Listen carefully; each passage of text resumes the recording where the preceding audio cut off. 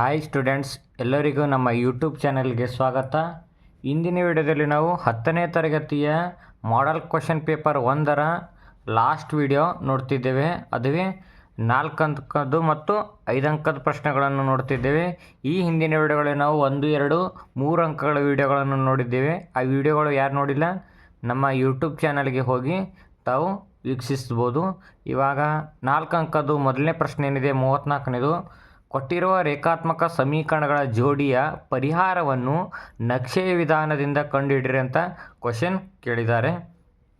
ಬನ್ನಿ ಲೆಕ್ಕವನ್ನು ಬಿಡಿಸೋಣ. ಫಸ್ಟ್ 34ನೇ ಕ್ವಶನ್ನು.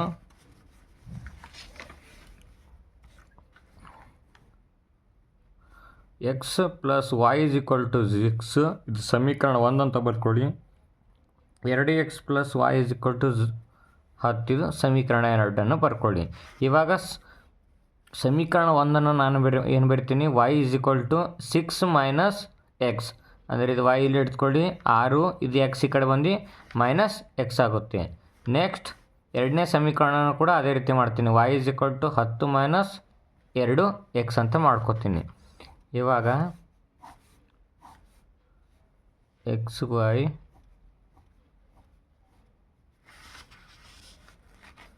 ನೆಕ್ಸ್ಟ್ ಇಲ್ಲಿ ಕೂಡ ಎಕ್ಸ್ ವೈ ಹಾಕ್ಕೊಂಡು 1, 2, 3, 4. ಇವಾಗ ಏನು ಮಾಡಬೇಕು, ಈ ಸಮೀಕರಣ 1 ಬೇಡ, ಈ ಸಮೀಕರಣ 1 ಮತ್ತು ಸಮೀಕರಣ 2. ಇವಾಗ ಸಮೀಕರಣ 1ರಲ್ಲಿ ಏನು ಮಾಡೋಣ, ಮೊದಲು ಎಕ್ಸ್ ಬೆಲೆ 0 ಇಡೋಣ. ಎಕ್ಸ್ ಬೆಲೆ 0 ಇಟ್ಟಾಗ ವೈ ಇಸ್ ಈಕ್ವಲ್ ಟು ಏನಾಗುತ್ತೆ, 6 ಮೈನಸ್ ಎಕ್ಸ್ ಬೆಲೆ ಎಷ್ಟು ತೆಗೆದುಕೊಂಡಿದೆ, 0. 6ರಲ್ಲಿ 0 ಕಳೆದ್ರೆ ವೈ ಬೆಲೆ ಎಷ್ಟು ಬಂತು, 6. 0 ಇದ್ದಾಗ ವೈ ಬೆಲೆ ಎಷ್ಟು ಬಂತು, 6. ಈಗ ನೆಕ್ಸ್ಟ್ ಎಕ್ಸ್ ಬೆಲೆ 1 ಇಟ್ಟುಕೊಳ್ಳೋಣ. Y is equal to 6 minus x ಬೆಲೆ ಎಷ್ಟು ತೆಗೆದುಕೊಂಡಿದ್ದೀವಿ ಇಲ್ಲಿ, 1. ಅಂದರೆ ವೈ ಬೆಲೆ ಎಷ್ಟು ಬಂತು, 6ರಲ್ಲಿ 1 ಕಳೆದ್ರೆ 5. ಅಂದರೆ ಎಕ್ಸ್ ಬೆಲೆ 1 ಇದ್ದಾಗ ವೈ ಬೆಲೆ 5. ನೆಕ್ಸ್ಟ್ ಎಕ್ಸ್ ಬೆಲೆ ಏನು ಮಾಡೋಣ, 2 ಇಟ್ಕೊಳ್ಳೋಣ. Y is equal to 6 minus 2 ಅಂದರೆ x, y is equal to 6ರಲ್ಲಿ 2 ಕಳೆದ್ರೆ 4. ಅಂದರೆ ಎಕ್ಸ್ ಬೆಲೆ 2 ಇದ್ದಾಗ ವೈ ಬೆಲೆ 4. Next x is equal to 3 ಅಂತ ತೆಗೆದುಕೊಳ್ತೀವಿ. Y is equal to 6 minus 3, 6ರಲ್ಲಿ 3 ಕಳೆದ್ರೆ 3. ಅಂದರೆ ಎಕ್ಸ್ 3 ಇದ್ದಾಗ ಇಲ್ಲಿ ನೋಡಿ, ಎಕ್ಸ್ 3 ಇದ್ದಾಗ ವೈ ಎಷ್ಟು ಬಂತು, ವೈ ಕೂಡ 3 ಬಂತು. ಇವಾಗ ಅದೇ ರೀತಿ ಎರಡನೇ ಸಮೀಕರಣ ಕೂಡ ಮಾಡೋಣ. ಫಸ್ಟ್ ಎಕ್ಸ್ ಬೆಲೆ 0 ತೆಗೆದುಕೊಳ್ಳೋಣ. ವೈ ಇಸ್ ಈಕ್ವಲ್ ಟು ಏನಿದೆ, 10 minus 2x.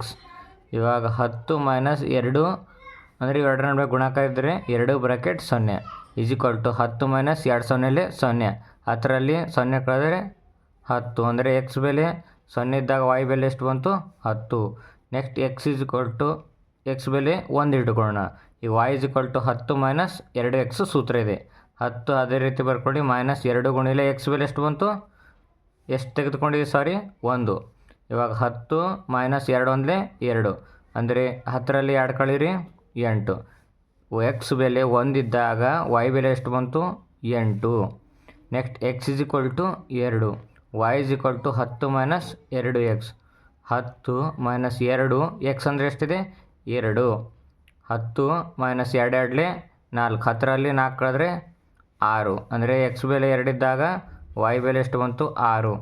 Next x is equal to 10 minus 2x. 10 minus 2 x ಅಂದರೆ ಎಷ್ಟಿದೆ, ಇವಾಗ ಎಕ್ಸ್ ಬೆಲೆ 3 ತೆಗೆದುಕೊಳ್ಳೋಣ. ಎಕ್ಸ್ ಬೆಲೆ 3 ತೆಗೆದುಕೊಂಡಾಗ 10 ಮೈನಸ್ 2 3ಲೆ 6, 10ರಲ್ಲಿ 6 ಕಳೆದ್ರೆ 4. ಅಂದರೆ ಎಕ್ಸ್ 3 ಇದ್ದಾಗ ವೈ ಎಷ್ಟಿದೆ, 4. ಇಷ್ಟು ಲೆಕ್ಕ ಮಾಡಿದ್ರೆ ನಿಮಗೆ 2 ಅಂಕ ಬರುತ್ತವೆ. ಇವಾಗ ಗ್ರಾಫ್ ರಚಿಸಿದರೆ ನಿಮಗೆ ಇನ್ನೂ 2 ಅಂಕ, ಅಂದರೆ ಒಟ್ಟು 4 ಅಂಕ ಪ್ರಶ್ನೆ. ಈ ಲೆಕ್ಕ ಇದಿಷ್ಟು ಮಾಡಬೇಕು, 2 ಅಂಕ ಬರುತ್ತೆ. ನೆಕ್ಸ್ಟ್ ಗ್ರಾಫ್ ಉಳಿಸಿದ್ರೆ 2 ಅಂಕ. ಇವಾಗ ಏನು ಮಾಡೋಣ, ಗ್ರಾಫನ್ನು ತೆಗೆದುಕೊಳ್ಳೋಣ. ಗ್ರಾಫ್ ತೆಗೆದುಕೊಂಡು ಈ ರೀತಿಯಾಗಿ ಇಲ್ಲೊಂದು ಲೈನ್ ಹೊಡಿಬೇಕು, ನೆಕ್ಸ್ಟ್ ಇಲ್ಲೊಂದು ಲೈನ್ ಹೊಡಿಬೇಕು. ಇವಾಗ ಈ 2 ಲೈನಲ್ಲಿ ಟಚ್ ಆಗಿವೆ, ಇದು 0, 0 ಅಂತ ಬರ್ಕೋತೀನಿ. ಇದು ಎಕ್ಸ್ ಅಕ್ಷ, ಇಲ್ಲಿ ಬಾಣ ಮಾಡ್ತೀನಿ ನೋಡಿ, ಇದು ಎಕ್ಸ್ ಅಕ್ಷ. ಈ ಸೈಡು ಎಕ್ಸ್ ಡ್ಯಾಶ್ ಅಕ್ಷ, ಇಲ್ಲಿ ಮೇಲ್ಗಡೆ ವೈ ಅಕ್ಷ, ಇಲ್ಲಿ ಕೆಳಗಡೆ ವೈ ಡ್ಯಾಶ್ ಅಕ್ಷ. ಇವಾಗ ಫಸ್ಟ್ ಏನೇನು ಮಾಡ್ತೀನಿ, ಇಲ್ಲಿ 0 ಇದೆ, ಇಲ್ಲಿ +1 +2 +3 +4 +5 ಅಂತ ಬರ್ಕೋತೀನಿ. ಈ ಸೈಡ್ -1 -2 -3 -4 -5. ಇಲ್ಲಿ y ಅಕ್ಷದಲ್ಲಿ ಇಲ್ಲಿ ಮೇಲ್ಗಡೆ ಎಷ್ಟು ಬರುತ್ತೆ? +1 +2 +3 +4 +5 +6 +7 +8 +9 +10. ಇವಾಗ ಇಲ್ಲೂ ಕೂಡ -1 -2 -3 -4 -5 -6 -7 -8 -9 -10. ಇವಾಗ ಫಸ್ಟು ನಾವು ಇಲ್ಲಿ ನೋಡೋಣ. ಫಸ್ಟು ಎಕ್ಸ್ ಎಷ್ಟಿದೆ? X 1 second. ಎಕ್ಸ್ 0 ಇದ್ದಾಗ y ಎಷ್ಟಿದೆ? 6. ಅಂದರೆ ಇಲ್ಲಿ ಗ್ರಾಫ್ನಲ್ಲಿ ಎಕ್ಸ್ 0 ಇದ್ದಾಗ y ಅಕ್ಷದಲ್ಲಿ ನೋಡಬೇಕು. y ಅಕ್ಷದಲ್ಲಿ ಎಷ್ಟಿದೆ? 6. ಇವಾಗ ನೆಕ್ಸ್ಟ್ ಎಕ್ಸ್ 1 ಇದ್ದಾಗ y ಎಷ್ಟು? 5. ಅಂದರೆ ಎಕ್ಸ್ 1 ಅಂದರೆ ಇಲ್ಲಿ ಎಕ್ಸ್ 1 ಇದ್ದಾಗ y ಎಷ್ಟಿದೆ? 5. ನೆಕ್ಸ್ಟ್ ಎಕ್ಸ್ 2 ಇದ್ದಾಗ y ಎಷ್ಟಿದೆ? 4. y ಬೆಲೆ 4. ಎಕ್ಸ್ 2 ಇದ್ದಾಗ y ಬೆಲೆ ಎಷ್ಟಿದೆ? 4.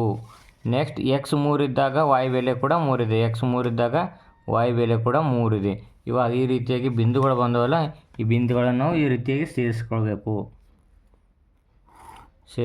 ಇದು ಯಾವ ಸಮೀಕರಣದ್ದು ಅಂತ ಬರ್ಕೋಬೇಕು. ಮೊದಲನೇ ಸಮೀಕರಣ ಏನಿತ್ತು? ಮೊದಲನೇ ಸಮೀಕರಣ x + y = 6, x + y = 0. ಇವಾಗ ಇಲ್ಲಿ ಕೂಡ ಇವು ಎಕ್ಸ್ ಬೆಲೆ y ಬೆಲೆ ಅಂದರೆ x 0 ಇದ್ದಾಗ y 6 ಇತ್ತು. ನೆಕ್ಸ್ಟ್ ಈ ಬಿಂದು x 1 ಇದ್ದಾಗ 5 ಇತ್ತು y. ನೆಕ್ಸ್ಟ್ ಇಲ್ಲಿ x 2 ಇದ್ದಾಗ y 4 ಇತ್ತು. x 3 ಇದ್ದಾಗ y ಕೂಡ 3 ಇತ್ತು. ಈ ರೀತಿಯಾಗಿ ಬರ್ಕೋಬೇಕು. ನೆಕ್ಸ್ಟ್ ಎರಡನೇ ಸಮೀಕರಣ x 0 ಇದ್ದಾಗ y ಎಷ್ಟಿದೆ? 10. x 0 ಇದ್ದಾಗ y ಎಷ್ಟಿದೆ? 10. ಈ ರೀತಿಯಾಗಿ ಬರ್ಕೊಂಡಿವೆ. ಇವಾಗ ನೆಕ್ಸ್ಟ್ x 1 ಇದ್ದಾಗ y ಎಷ್ಟಿದೆ? 8.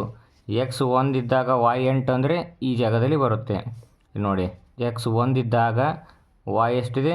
ಇದು 8 ಇದೆ ನೋಡಿ, 8 ಇಲ್ಲಿ. ನೆಕ್ಸ್ಟ್ x 2 ಇದ್ದಾಗ y ಎಷ್ಟಿದೆ? 6. x 2 ಇದ್ದಾಗ y 6 ಅಂದರೆ ಈ ಬಿಂದು ಬರುತ್ತೆ. ನೆಕ್ಸ್ಟ್ x 3 ಇದ್ದಾಗ y ಎಷ್ಟಿದೆ? 4 ಇದೆ. x 3 ಇದ್ದಾಗ y ಎಷ್ಟಿದೆ? 4. ಇವಾಗ ಏನು ಮಾಡಬೇಕು? ಇವು 3 ಬಿಂದುಗಳನ್ನು ಈ ರೀತಿಯಾಗಿ ಬಿಂದುಗಳನ್ನು ಸೇರಿಸಬೇಕು. ಇದು ಯಾವ ಅಕ್ಷ?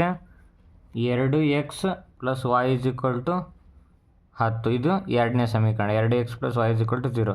ಈಗ ಇವೆರಡು ಸಮೀಕರಣಗಳ ರೇಖೆಗಳು ಯಾವ ಬಿಂದುವಿನಲ್ಲಿ ಛೇದಿಸಿವೆ ನೋಡಿ. ಇಲ್ಲಿ ಯಾವ ಬಿಂದು? x ಬೆಲೆ 4 ಇದ್ದಾಗ y ಬೆಲೆ 2 ಇದ್ದಾಗ. ಅಂದರೆ ಇದರ ಆನ್ಸರ್ ಏನು ಬರುತ್ತೆ?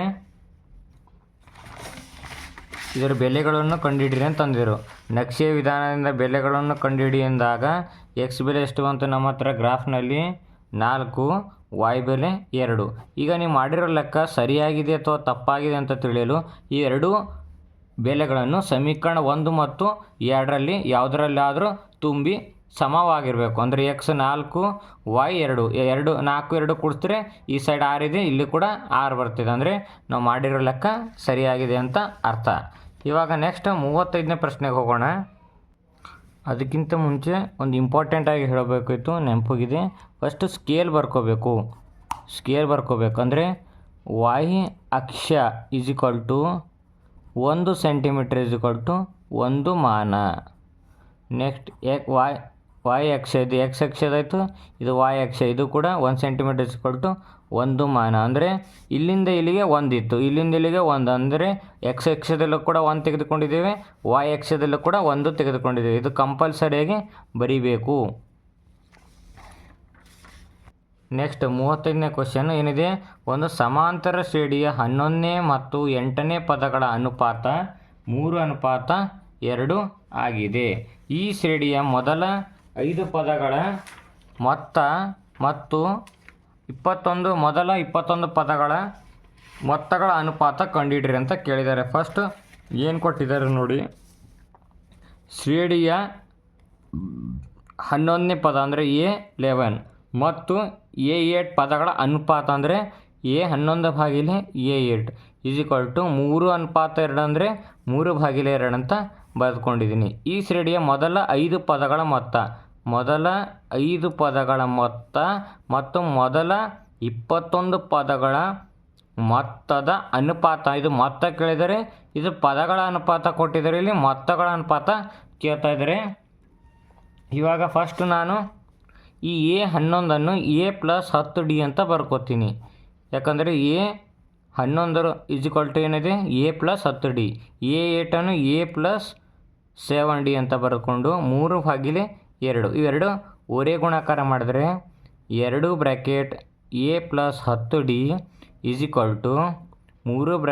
A+7D) 2 × A 2A plus 2 10 20D 3 × A 3A plus 3 7 21D. ಇವಾಗ ಇಲ್ಲಿ ನೋಡಿ, ಇದು 20D, ಇದು ಈ ಸೈಡ್ ಬಂದು -21D ಇದು 3A. ಅದೇ ರೀತಿ ಬರ್ಕೊಳ್ಳಿ, 2A ಈ ಕಡೆ ಹೋಗಿ -2A ಆಗುತ್ತೆ. 3Aಯಲ್ಲಿ 2A ಕಳೆದ್ರೆ A, 21ರಲ್ಲಿ 20 ಕಳೆದ್ರೆ -D, ಅಂದರೆ A ಬೆಲೆ ಎಷ್ಟು ಬಂತು? -D ಬಂತು. ಇವಾಗ ನಮಗೆ ಸಮಾಂತರ ಶ್ರೇಣಿಯ ಮೊತ್ತ ಕಂಡುಹಿಡಿಯೋ ಸೂತ್ರ ಏನಿದೆ? SN n/2 bracket 2A plus n minus 1D ಇದು ಫಾರ್ಮುಲಾ ಇದೆ. ಇವಾಗ ನಮಗೆ S5 ಕೇಳಿದ್ದಾರೆ. S5/S21 ಇಲ್ಲಿ n ಜಾಗದಲ್ಲಿನೂ 5/2 bracket 2A plus 5 minus 1D ಭಾಗಿಲೆ ಇಲ್ಲಿ n ಅಂದರೆ ಎಷ್ಟಿದೆ? 21/2 bracket 2A plus 21 minus 1D bracket close. S5/S21 5/2/21/2 bracket 2A plus 5ರಲ್ಲಿ 1 ಕಳೀರಿ 4D. ನೆಕ್ಸ್ಟ್ 2A ಅದೇ ರೀತಿ ಬರ್ರಿ, 21ರಲ್ಲಿ 1 ಕಳೀರಿ 20D. ಇವಾಗ ಇದು 2 ಕ್ಯಾನ್ಸಲ್ ಆಗಿ 5/21 ಇಲ್ಲಿ ಮೇಲ್ಗಡೆ 2A ಪ್ಲಸ್ 4D, ಇಲ್ಲಿ ಕೆಳಗಡೆ 2A ಪ್ಲಸ್ 4D. ಇವಾಗ 5 ಬ್ರ್ಯಾಕೆಟ್ 2A ಪ್ಲಸ್ 4 2 ಅದೇ ರೀತಿ ಬರ್ಕೊಳ್ಳಿ. A ಬೆಲೆ ಎಷ್ಟು ಬಂತು? -D, ಅಂದರೆ ಇಲ್ಲೇ ತುಂಬೋಣ -D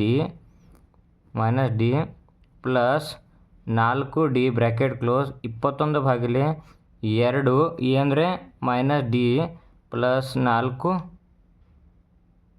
ಇಲ್ಲಿ 20D ಬರಿಬೇಕು, 4D ಅಲ್ಲ 20D. ಇವಾಗ 5 ಇದೇನಾಗುತ್ತೆ? -2D ಪ್ಲಸ್ 4D ಭಾಗಿಲೆ 21, ಇದು ಕೂಡ plus into minus -2D plus 20D. ಇವಾಗ 5/21. ಇವಾಗ ಇದು 4ರಲ್ಲಿ 2 ಕಳೆದ್ರೆ 2D. ನೆಕ್ಸ್ಟ್ 20ರಲ್ಲಿ 2 ಕಳೆದ್ರೆ 18D. D ಕ್ಯಾನ್ಸಲ್ ಆಯಿತು. 5 2 10.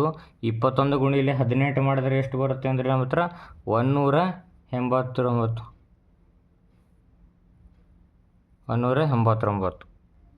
ಇದು 378 ಆಗುತ್ತೆ.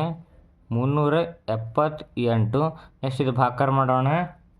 ಎಷ್ಟಲಿ ಅಂದರೆ 2 5 10, 2 1 2, 2 8 16, 2 9 18, ಅದು 5/189. ಅಂದರೆ ಅನುಪಾತ ಎಷ್ಟು ಬಂತು?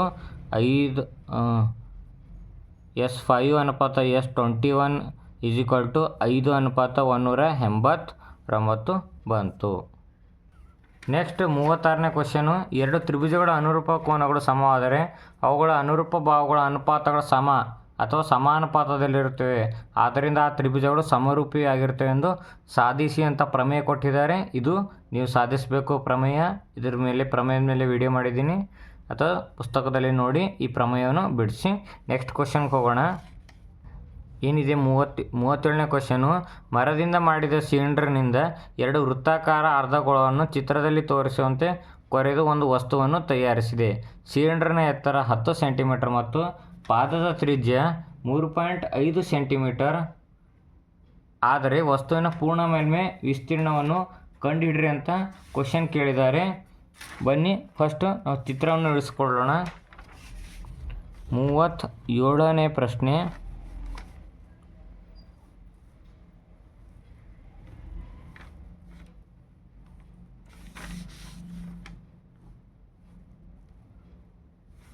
ಇವಾಗ ಏನು ಕೊಟ್ಟಿದ್ದಾರೆ, ಸಿಲಿಂಡ್ರನ್ನ ಎತ್ತರ ಕೊಟ್ಟಿದ್ದಾರೆ. ಸಿಲಿಂಡರ್ ಎತ್ತರ ಎಷ್ಟಿದೆ, 10 ಸೆಂಟಿಮೀಟ್ರ್. ನೆಕ್ಸ್ಟ್ ಏನು ಕೊಟ್ಟಿದ್ದಾರೆ, ಪಾದದ ತ್ರಿಜ್ಯ ಎಷ್ಟು, 3.5 ಸೆಂಟಿಮೀಟ್ರ್. ಸಿಲಿಂಡ್ರನ್ನ ಎತ್ತರ 10 ಸೆಂಟಿಮೀಟ್ರ್. ನೆಕ್ಸ್ಟ್ ತ್ರಿಜ್ಯ ಎಷ್ಟು ಕೊಟ್ಟಿದ್ದಾರೆ, 3.5 ಸೆಂಟಿಮೀಟ್ರ್. ಅಂದರೆ ನಾವು 7/2 ಅಂತ ಬರ್ಕೋತೀನಿ, 7/2 ಸೆಂಟಿಮೀಟ್ರ್. ಇವಾಗ ಮತ್ತು ಅರ್ಧಗೋಳದ ತ್ರಿಜ್ಯನೂ ಅಷ್ಟೇ. ನೆಕ್ಸ್ಟ್ ಇದು ಸಿಲಿಂಡರ್ನ ತ್ರಿಜ್ಯ ಆಯಿತು. ನೆಕ್ಸ್ಟ್ ಅರ್ಧಗೋಳದ ತ್ರಿಜ್ಯ ಕೂಡ 3.5 ಸೆಂಟಿಮೀಟ್ರ್, ಅಂದರೆ 7/2 ಸೆಂಟಿಮೀಟರ್. ಇವಾಗ ನಾವು ವಸ್ತುವಿನ ಪೂರ್ಣ ಮೇಲ್ಮೈ ವಿಸ್ತೀರ್ಣ ಕಂಡುಹಿಡಬೇಕು. ವಸ್ತುವಿನ ಪೂರ್ಣ ಮೇಲ್ಮೈ ವಿಸ್ತೀರ್ಣ = ಸಿಲಿಂಡರ್ನ ಪಾರ್ಶ್ವ ಮೇಲ್ಮೈ ವಿಸ್ತೀರ್ಣ ಪ್ಲಸ್ 2 ಅರ್ಧಗೋಳವಿವೆ, ಇಲ್ಲೊಂದು 2 ಬ್ರ್ಯಾಕೆಟ್ ಅರ್ಧಗೋಳದ ವಿಸ್ತೀರ್ಣ. ಈ ಸಿಲಿಂಡರ್ನ ಪಾರ್ಶ್ವ ಮೇಲ್ಮೈ ವಿಸ್ತೀರ್ಣ ಏನಿದೆ, 2πrh ಪ್ಲಸ್ ನಮಗೆ ವಸ್ತುವಿನ ಪೂರ್ಣ ಮೇಲ್ಮೈ ವಿಸ್ತೀರ್ಣ ಕೇಳಿದರೆ. ಆದರೆ ನಾನು ಪಾರ್ಶ್ವ ಮೇಲ್ಮೈ ವಿಸ್ತೀರ್ಣ ಯಾಕೆ ಕಂಡುಹಿಡ್ತೇನೆ ಅಂದರೆ, ಈ ಸೈಡ್ ಏನಾಯಿತು, ಈ ಸೈಡ್ ಏನಾಗಿದೆ, ಟೊಳ್ಳಾಗಿದೆ, ಕೊರೆದು. ಇಲ್ಲಿ ನೋಡಿರಿ, ಕೊರೆದು ಒಂದು ವಸ್ತುವನ್ನು ತಯಾರಿಸಿದೆ. ಅಂದರೆ ಇವೆರಡು ಸೈಡ್ ಕೊರೆದಿದ್ದಾರೆ. ಆದ್ದರಿಂದ ಇದು ಈ ಭಾಗ ಹೋಗಿ ಇದು ಈ ಭಾಗದಲ್ಲಿ ಇದ್ದಿದ್ದರೆ ಪೂರ್ಣ ಮೇಲ್ಮೈ ವಿಸ್ತೀರ್ಣ ಬರ್ತಿತ್ತು. ಈ ಭಾಗದಲ್ಲಿ ಇಲ್ಲ, ಆದ್ದರಿಂದ ಸಿಲಿಂಡರ್ ಪಾರ್ಶ್ವ ಮೇಲ್ಮೈ ವಿಸ್ತೀರ್ಣ ಕಂಡುಹಿಡಿತಿದ್ದೀನಿ. ನೆಕ್ಸ್ಟ್ 2 ಅರ್ಧಗೋಳದ ವಿಸ್ತೀರ್ಣ ಏನಿದೆ, πr². 2πr. 2 ಇದು 2 ಸಿಲಿಂಡರ್ ಅರ್ಧಗೋಳದ್ದು. ನೆಕ್ಸ್ಟ್ 2πr², ಇದು ಸೂತ್ರವಾಗಿದೆ. ಇವಾಗ ಇವು ಕಾಮನ್ ಯಾವ್ಯಾವ ಬರ್ತಾವೆ ಅಂತ ನೋಡೋಣ.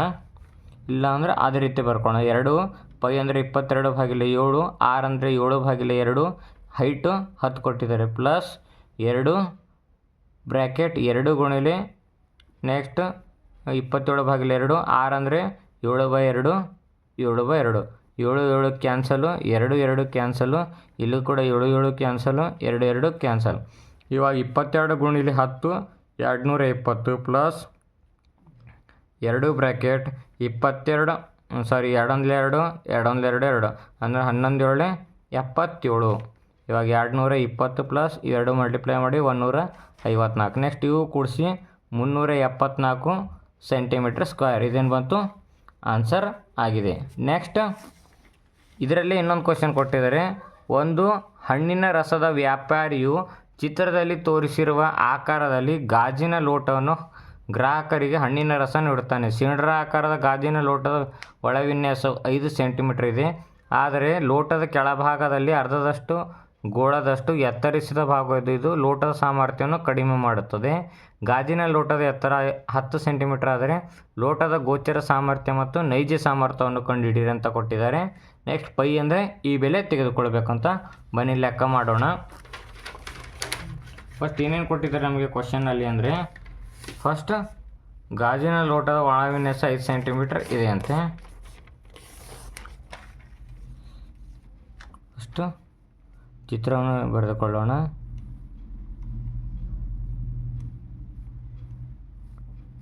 ಇವಾಗ ಇದಿಷ್ಟು ಭಾಗ ಒಳಗಡೆ ಇದೆಯಂತೆ.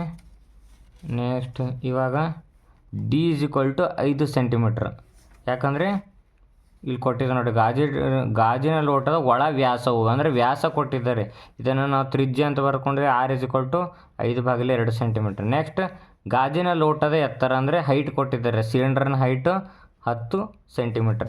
ಇವಾಗ ನಮಗೆ ಲೋಟದ ಗೋಚರ ಸಾಮರ್ಥ್ಯ ಮತ್ತು ನೈಜ ಗೋಚರ ಸಾಮರ್ಥ್ಯ ಅಂದರೆ ಇದು ನೋಡಿದ್ರೆ ಯಾವ ರೀತಿ ಕಾಣುತ್ತಿದೆ, ಸಿಲಿಂಡರ್ ಕಾಣುತ್ತಿದೆ. ಇವಾಗ ಸಿಲಿಂಡರ್ನ ಘನಫಲ ಕಂಡುಹಿಡಬೇಕು. ಸಿಲಿಂಡರ್ನ ಘನಫಲ = πr²h.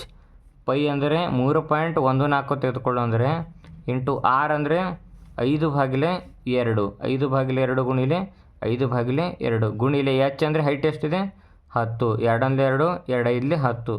ಇವಾಗ 3.14 ಗುಣಿಲೆ 5 25, 25 125/2. ಇವಾಗ ಇದು ಗುಣಿಸಿ ಭಾಗಿಸಿದ್ರೆ ಆನ್ಸರ್ ಎಷ್ಟು ಬರುತ್ತೆ ಅಂದರೆ ಒಟ್ಟು 196.25 ಸೆಂಟಿಮೀಟರ್². ಇದು ಸಿಲಿಂಡರ್ನ ಘನಫಲ ಅಂದರೆ ಲೋಟದ ಗೋಚರ ಸಾಮರ್ಥ್ಯ ಬಂತು. ಇದ್ಯಾವುದು? ಗೋಚರ ಸಾಮರ್ಥ್ಯ. ಇವಾಗ ನಮಗೆ ನೈಜ ಸಾಮರ್ಥ್ಯ ಕೇಳಿದ್ದಾರೆ. ನೈಜ ಸಾಮರ್ಥ್ಯ, ಲೋಟದ ನೈಜ ಸಾಮರ್ಥ್ಯ ಟು ಇವಾಗ ಇದು ಸಿಲಿಂಡರ್ನ ಘನಫಲ ಮೈನಸ್ ಇದು ಅರ್ಧಗೋಳದ ಘನಫಲ ಮೈನಸ್ ಮಾಡಬೇಕು. ಯಾಕಂದರೆ ನಮಗೆ ಯಾವ ರೀತಿ ಕಾಣ್ತಾ ಇದ್ದರೆ ಇಲ್ಲಿ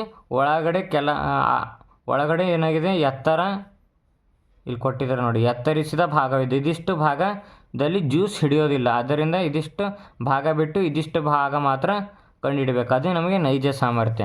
ಅಂದರೆ ಸಿಲಿಂಡರ್ನ ಘನಫಲ ಮೈನಸ್ ಅರ್ಧಗೋಳದ ಘನಫಲ. ಅಂದರೆ ಸಿಲಿಂಡರ್ ಘನಫಲದಲ್ಲಿ ಅರ್ಧಗೋಳದ ಘನಫಲ ಇದಿಷ್ಟು ಮೈನಸ್ ಮಾಡಿದ್ರೆ ಇದು ನೈಜವಾಗಿ ನಮಗೆ ಎಷ್ಟು ಸಾಮರ್ಥ್ಯ ಜ್ಯೂಸ್ ಹಿಡಿತು ಅಂತ ನೋಡೋಣ. ಸಿಲಿಂಡರ್ನ ಘನಫಲ ಏನಿದೆ, πr² ಮೈನಸ್ ಇದ್ರದ್ದು ಏನಿದೆ ಸೂತ್ರ 2/2 πr³. ಇವಾಗ ಪೈ ಬೆಲೆ 3.14 ಗುಣಿಲೆ ಇದು ಆಲ್ರೆಡಿ ಇಲ್ಲಿ ಫೈಂಡ್ ಮಾಡಿದ್ದೀನಿ, ಡೈರೆಕ್ಟ್ ಆನ್ಸರ್ ಇತ್ತು ನೋಡಿ. 196.2 ಇದು ಮೈನಸ್ 2/3 ಗುಣಿಲೆ ಪೈ ಅಂದರೆ 3.14 ಗುಣಿಲೆ ಆರ್ ಅಂದರೆ 5/2 5/2. ಇವಾಗ 196.2 ಇದು.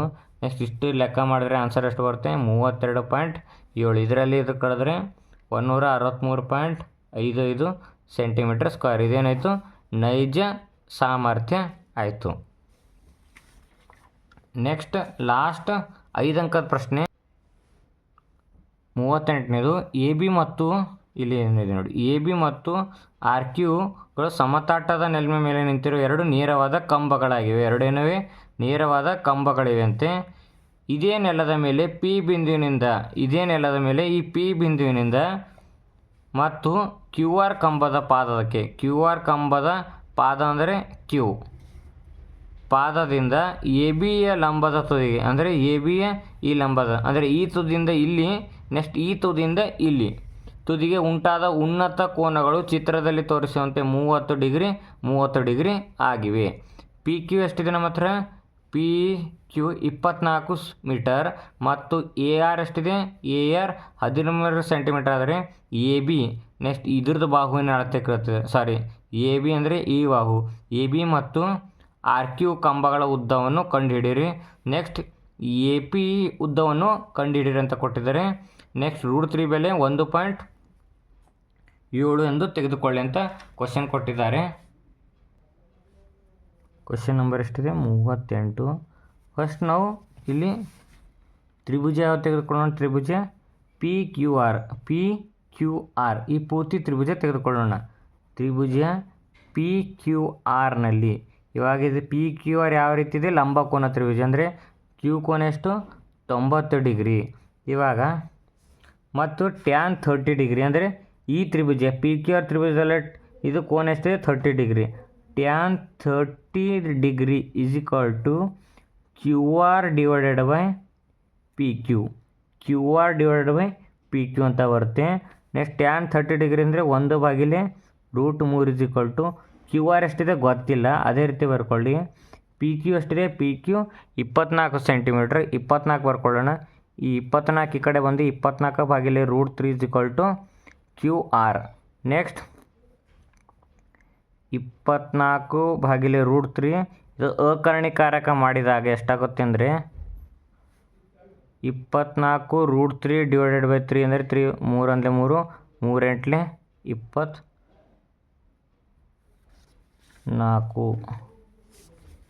24 QR. ಇವಾಗ 8√3 QR. ಇವಾಗ 8 ಗುಣಿಲೆ √3 ಬೆಲೆ ಎಷ್ಟು? 1.7 ತೆಗೆದುಕೊಳ್ಳಿ ಎಂದರೆ QR 2 ಗುಣಿಸಿದ್ರೆ ಎಷ್ಟು ಬರುತ್ತೆ? 13.6 ಸೆಂಟಿಮೀಟ್ರ್. QR 13.6 ಸೆಂಟಿಮೀಟ್ರ್ ಬಂತು. ಇವಾಗ ನೆಕ್ಸ್ಟ್ ಯಾವ ತ್ರಿಭುಜ ತೆಗೆದುಕೊಳ್ಳೋಣ ಅಂದರೆ ತ್ರಿಭುಜ PAQ ಎಲ್ಲಿದೆ ನೋಡಿ? PAQ ಅಂದರೆ ಈ ತ್ರಿಭುಜದಲ್ಲಿ ಇವೆರಡು ಬಾಹುಗಳು ಸಮವಾಗಿದೆ, PA ಮತ್ತು AQ. ಯಾಕೆ ಸಮವಾಗಿದೆ ಅಂದರೆ ಇವೆರಡು ಕೋನಗಳು ಸಮವಾದರೆ ಇವು ಅಭಿಮುಖ ಬಾಹು ಕೂಡ ಸಮಾನವಾಗಿರ್ತವೆ. ಪಿ ಎ ಕ್ಯೂನಲ್ಲಿ P A is equal to A Q, ಯಾಕಂದರೆ ಸಮದ್ವಿ ಬಾಹು ತ್ರಿಭುಜ ಆಗಿದೆ. ಇವಾಗ ಇವೆರಡು ಸಮವಾದರೆ ಈ ಎರಡು ಕೋನಗಳು ಸಮವಿವೆ, ಯಾಕಂದರೆ 30 ಡಿಗ್ರಿ ಇವೆ. A P Q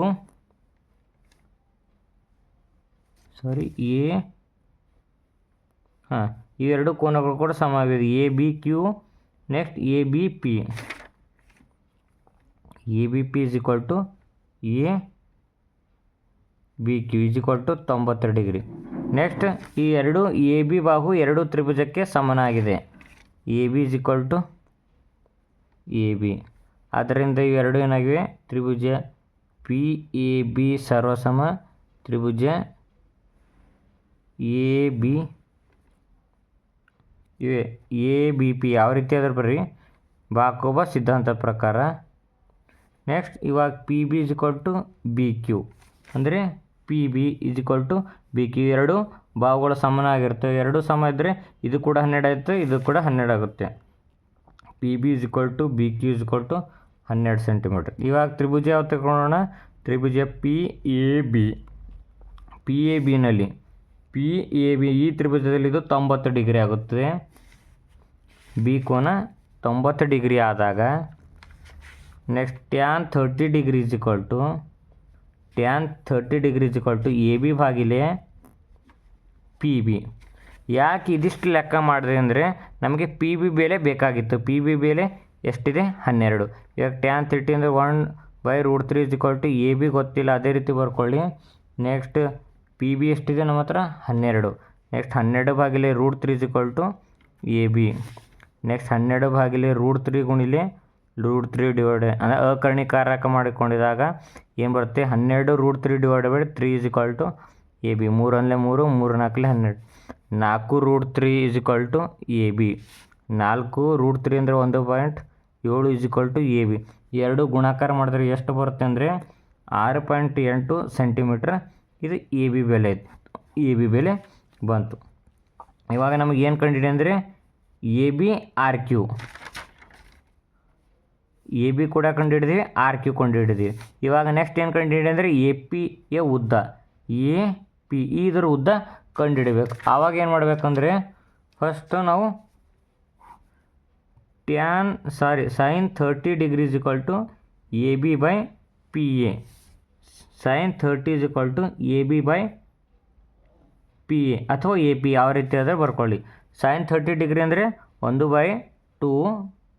next A B ಎಷ್ಟಿದೆ, ಎ ಬಿ ಅದು ಇಲ್ಲಿ ಬಂತು ನೋಡಿ 6.8 ಡಿವೈಡೆಡ್ ಬೈ ಪಿ ಎ ಗೊತ್ತಿಲ್ಲ, ಅಂದರೆ ಎ ಪಿ ಗೊತ್ತಿಲ್ಲ. ಇದು ಎ ಪಿ ಈ ಸೈಡ್ ಹೋಗುತ್ತೆ, 6.8 ಗುಣಿಲೆ ಇದು ಎರಡು ಈ ಕಡೆ ಬಂದು A P is equal to ಎರಡು ಗುಣಾಕಾರ ಮಾಡಿದ್ರೆ 12.4 ಸೆಂಟಿಮೀಟ್ರ್. ಅಂದರೆ ಎ ಪಿಯ ಉದ್ದ ಎಷ್ಟು, 12.4 ಸೆಂಟಿಮೀಟ್ರ್. ಇಷ್ಟು ಈ ಮಾಡೆಲ್ ಪೇಪರ್ 1ರ ಕ್ವಶನ್ಸ್ಗೆ ಆನ್ಸರ್ಸ್ ಆಗಿವೆ. ನೆಕ್ಸ್ಟ್ ವಿಡಿಯೋದಲ್ಲಿ ಇನ್ನೊಂದು ಪೇಪರ್ 2 ನೋಡೋಣ. ವಿಡಿಯೋ ಇಷ್ಟ ಆದರೆ ಲೈಕ್ ಮಾಡಿ, ವಿಡಿಯೋವನ್ನು ನಿಮ್ಮ ಫ್ರೆಂಡ್ಸ್ಗೆ ಶೇರ್ ಮಾಡಿ. ಧನ್ಯವಾದಗಳು.